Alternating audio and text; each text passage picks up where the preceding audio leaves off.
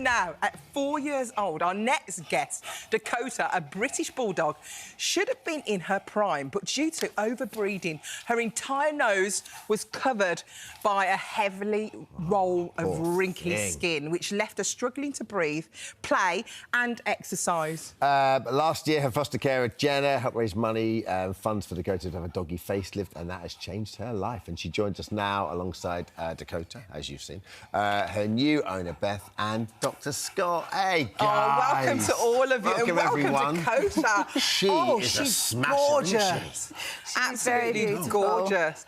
So let's talk to Jenna first of all. How did she even come into your life?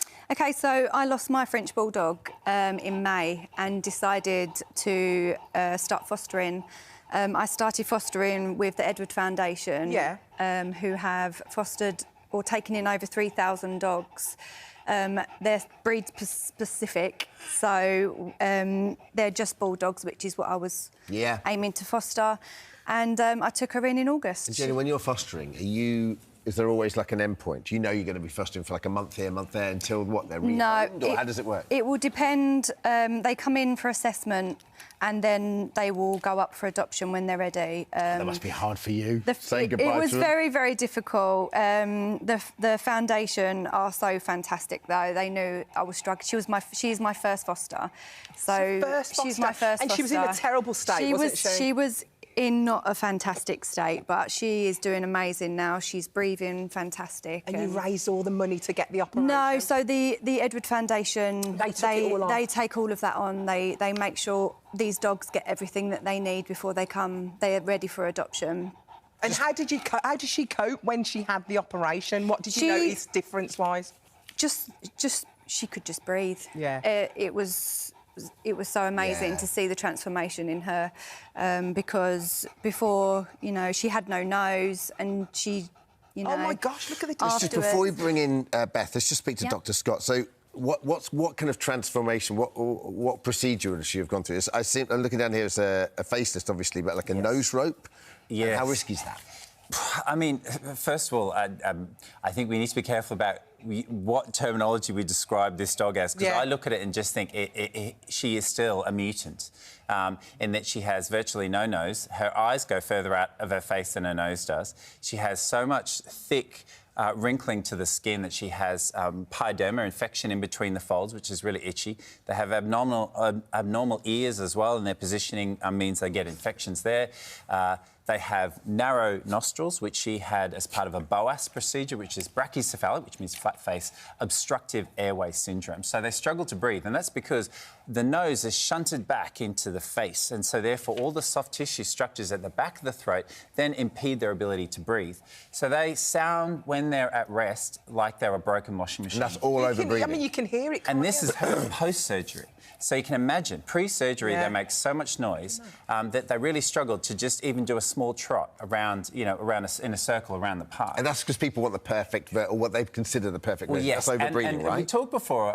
Actually, Alison was saying about, I really like these dogs. You know, people appreciate them. I can understand why. Yes, but you know why? Anthropomorphically, sorry, that's a bit bad, it's because we choose as people things that look like us. Yes. Like babies with big eyes and flat faces and chubby sort of cheeks. So they have that presentation. We flatten their faces so that we feel that gives the same sort of look as we have. But actually, for a dog, it leads to such terrible quality of life, welfare issues, and then the breathing. And the soft tissue is the biggest one. So in the back of the throat, you've got the soft palate. It defines the difference between your nasal passages and your oral cavity. And what we have to do is go back there, fish it out, and trim it short, because it flaps like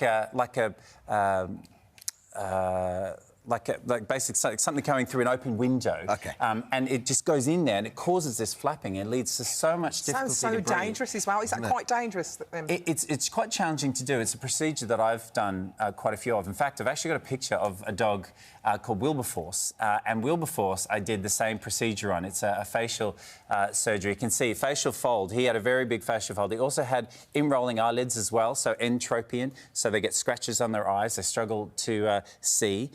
and then the narrow nostrils. And you can see the other side, that's him post-surgery, where I've actually opened up the eyes, I've removed that nose strap that we said, but that thick skin fold over the nose, and then opened up the nostrils as well. And what you can't see is I've shortened then that elongated soft palate. Yeah. So, and that changes everything, I'd say, from their quality of life to what, life expectancy? Like... Oh, massively. Yeah. But the quality of life. I mean, what you have to understand is that people just realise that these dogs sort of accept their lot in life, because that's the way they were born. Sure. But actually, when a dog comes into my surgery, breathing the way these dogs do, I immediately just feel sorry for them. Yeah. And thank goodness for fosterers that take on these dogs, and for charities that have to take on the costs. And that's one of the biggest things. The cost is expensive.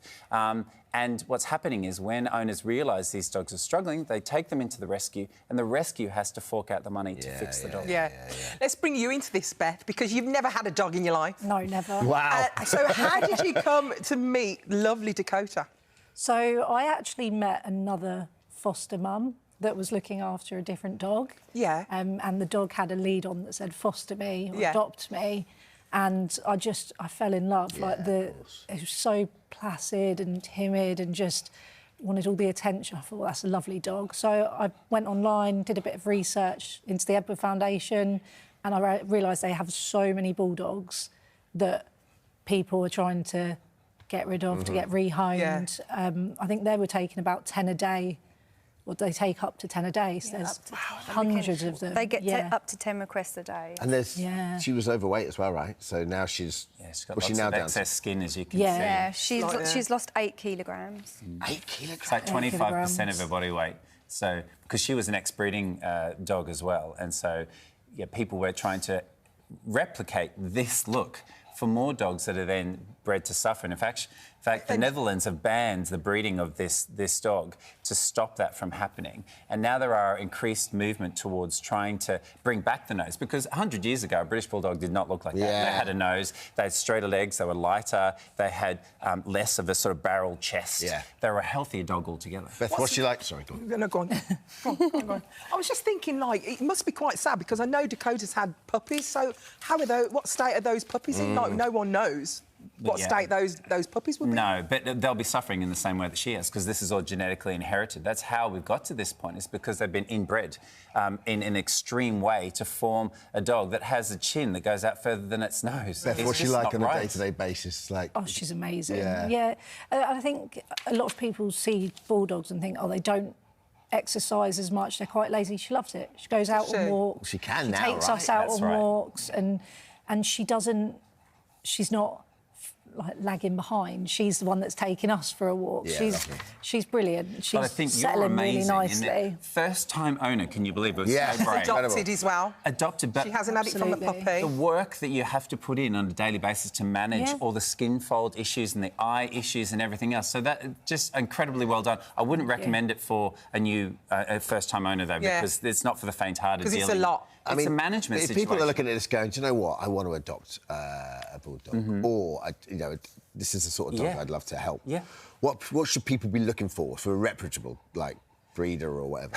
Well, yeah, that's really hard to guide people. I would certainly always say go to rescue, because as the ladies have said, there's so many of these dogs in rescue. The rescue will help you with the management, the care, the treatment, so that it doesn't fall on you. And that's why a lot of them go there, because owners can't afford to get them fixed. So always get your dog insured.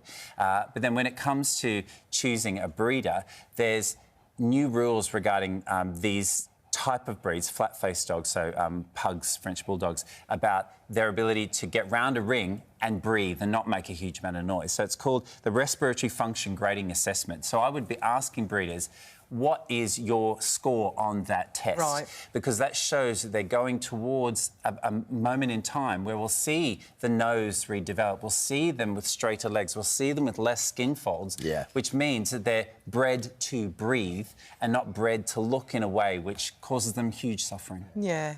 Oh, thanks, Doctor. All three of you. Thanks, what a At team. least you've become friends and you still get to see Dakota, which is lovely. Yeah, we have monthly bulldog walks. Oh, that's lovely. They must be quite slow, I'd imagine. And you're gorgeous. It's crazy. No, the bulldogs, they're amazing. And Beth also found my TikTok where I began with Dakota. I decided to just do this TikTok of first-time fostering and...